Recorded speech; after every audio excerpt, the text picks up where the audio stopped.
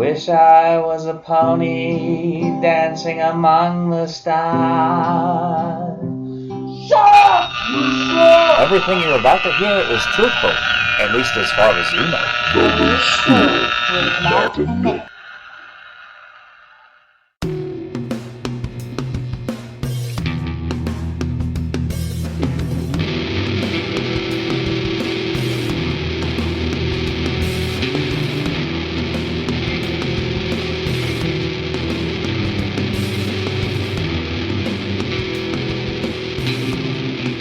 I know I've talked to you about this before, but do you own a Dutch oven? No, I just always do that thing with my two pans, and I just kind of... Oh, right. Yeah, that is... a wok in a frying pan. Like, that really expanded my home cooking capabilities when I got one. I got one for last Christmas, like a cast iron, yet like ceramic lined Dutch oven. It's like, it is the most useful kitchen tool that I think exists personally. Like, it's really awesome. More than a knife? Well, yeah, there's the knife, but like you can't cook anything on a knife. Yes, but you don't have to have food cooked to eat it, so it's technically not really a necessity. You know? So technically, it's number 2. You can, I just had to double check. You know, we got to be real here about it. You know, was it double checking or was it busting my balls? I think it was more the latter.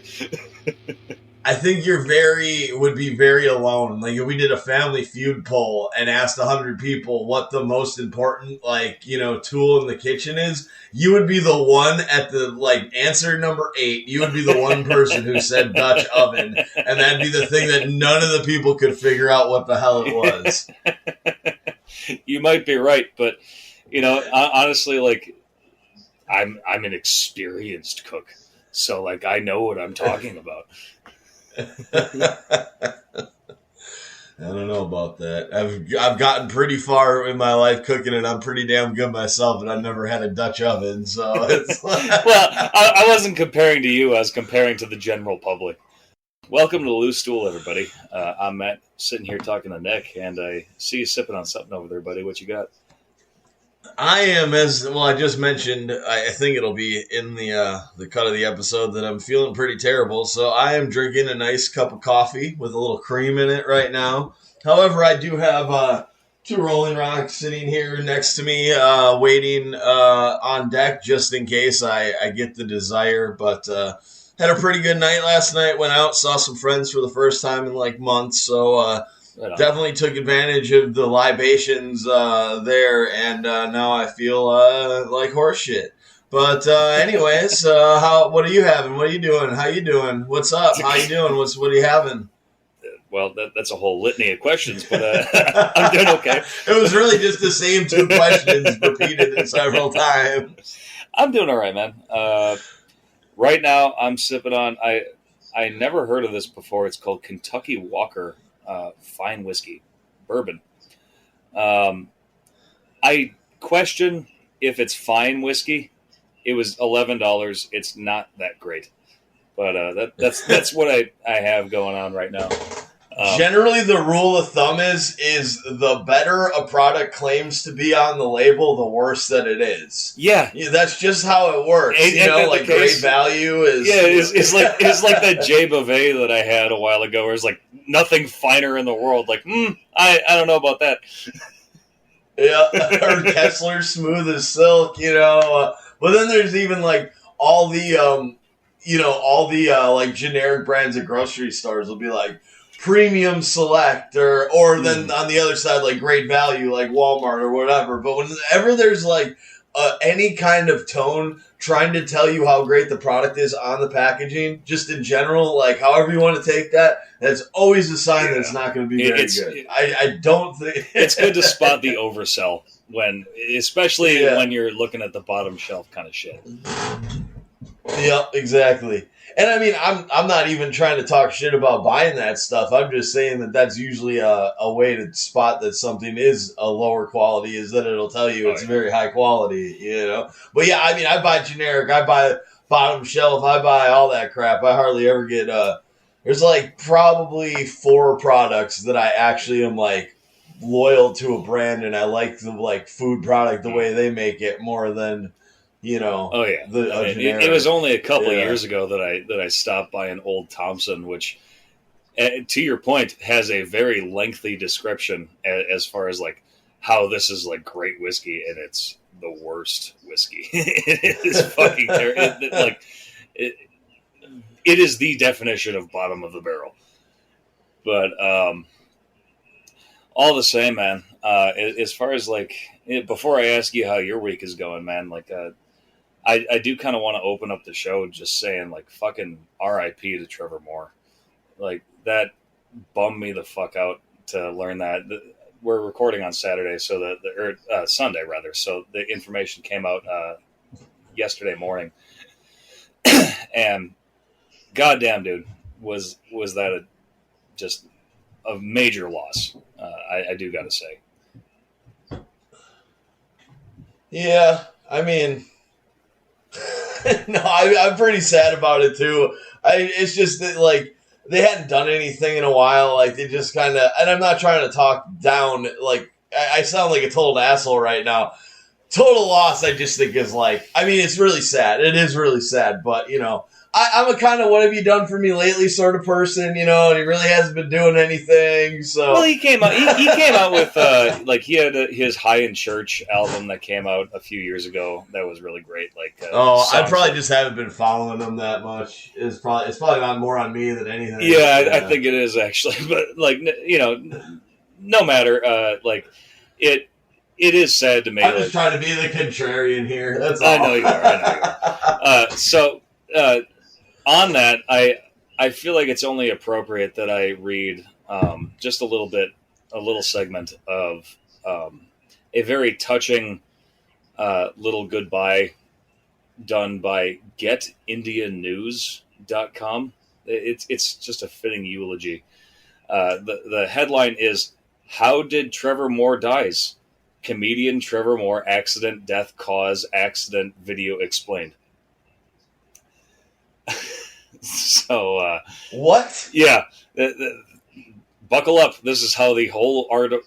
This is how the entire article goes. It already sounds like it because it's obviously from another country. They have a slightly tenuous relationship with English, so like I think that's Are we just making fun of people who can speak a second language better than we can? Well, or really, what I'm making fun of here is. The fact that this article exists because, yes, I understand it comes from people who do not speak English very well, but the fact that they felt the need to put out this article for clickbait, it's very clickbaity, is yeah. I feel like I need to. Well, that's why they're doing it. So how did Trevor Moore dies? He stated he is pretty thankful for the memories which they have shared with each other are going to be staying with them forever. He further stated the family is pretty thankful for the outpouring of love and support. Blah, blah, blah. Trevor Moore accident video, which does not exist, by the way. Yeah. So, right under Trevor Moore accident video, he was born in NJ in Montclair, and he grew up in Charlottesville. He developed. Oh, you know what this is? This is an algorithm written. Yeah. I think it might article. Okay. So, all right. He was published and creating cartoons when he was a teen. At the age of 19, he produced and wrote a comedy show, which was a sketch at a local TV station. He moved to New York in the year 1999, and he went on to intern under Lorne Michaels when it comes to Saturday nightlife. When it comes, I don't know why when it comes to Saturday Night Live really got me. Obviously, I don't know why that was so funny to me. And it just keeps going on like this. Like, despite the. You okay over there? Yeah, no, oh shit. Man, I'm getting old. I just a cramp. I guess I'm a little dehydrated. I better get some water. Yes, you should. But yeah, I'm not going to go on. But it is fascinating to me how. I'm like, sorry to. Well, you should pick up from where you were. I didn't mean to tell it. That just my like. Well, it was like a Charlie horse, but in my side. Under each one of these sub headlines, it's like Trevor Moore cause of death. The group went on to produce a self-titled sketch series on IFC. Like, no, it's like it has nothing to do with what the fucking sub headlines are saying. It just keeps going on with like a very poorly written, half translated bio.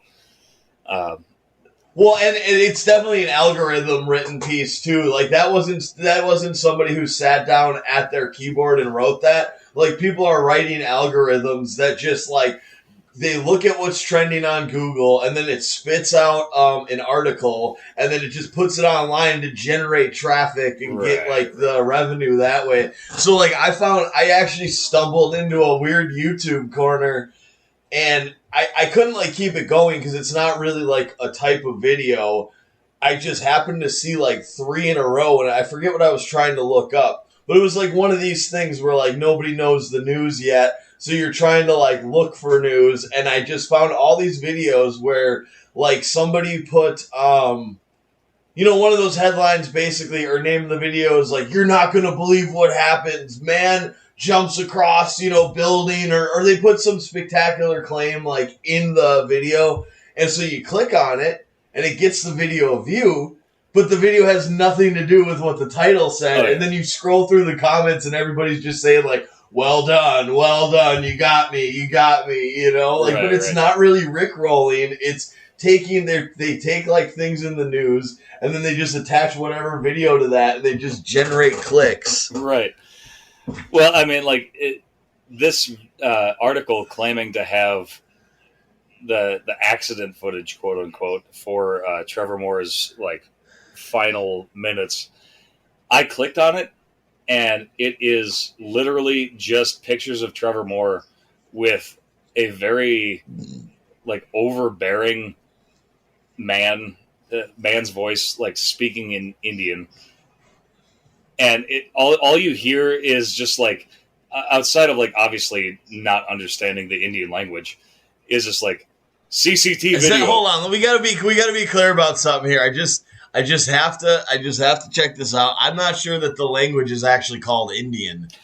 Yeah, I don't really know. It might be like Urdu or something. Well, like, is it Arabic? I really don't know. I'm going to see. Language in India. Oh, well, okay, so it's Hindi and then Indian English. I guess because British... Okay. The British rule over it, of course. So actually, they know English better than we're giving them credit for. So we're just like really fucking. All I'm saying is it's from India in a language I don't know, but like it's.